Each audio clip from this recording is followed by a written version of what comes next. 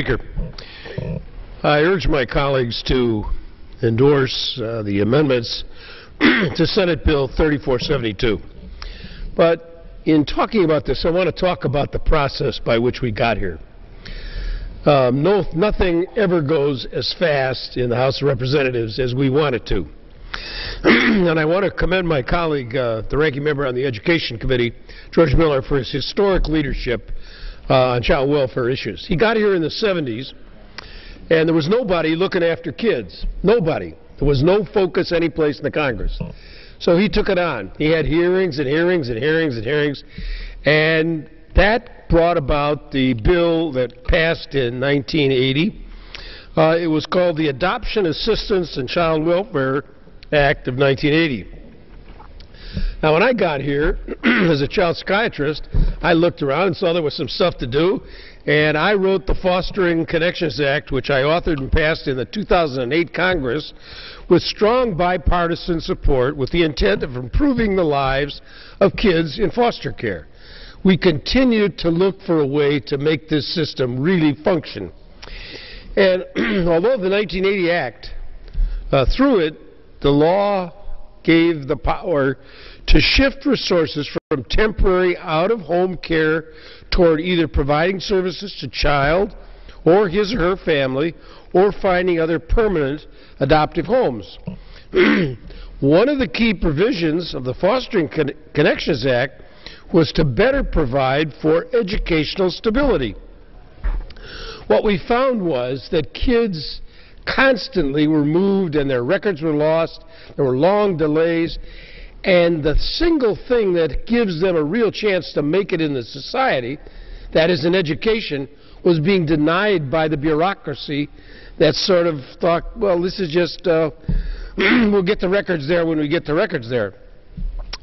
So it's fitting that the ranking member on the Education and Workforce Committee is here to help guide this current legislation, making it easier for foster kids to succeed academically through the House today.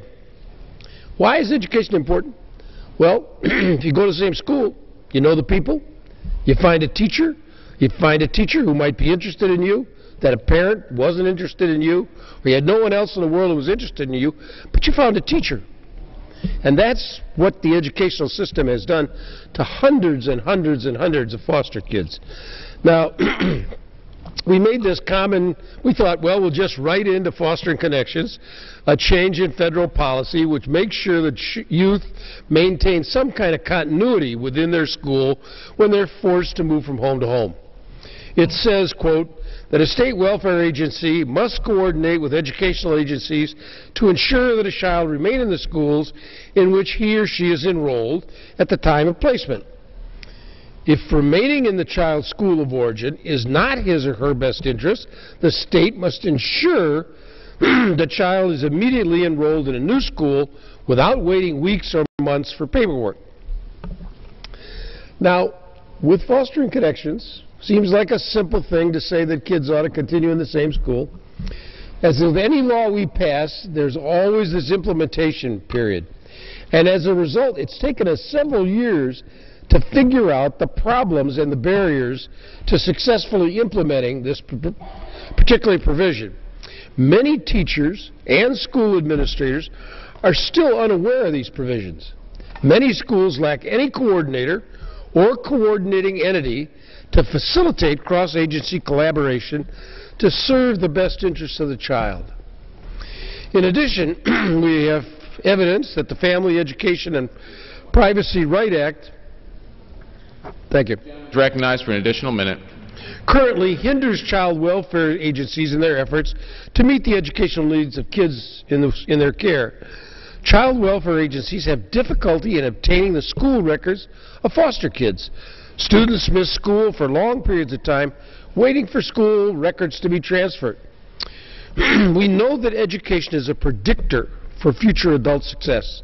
Yet too many children and foster youth are unable to get this start because of the barriers in our system. This piece of legislation is an attempt to break down those barriers and make it work more smoothly. The passage of the Uninterrupted Scholars Act will help ensure that the needed coordination and help to ensure foster care youth succeed academically. This bill will have enormous positive impact for thousands of children in the foster care system. I encourage my colleagues to support it.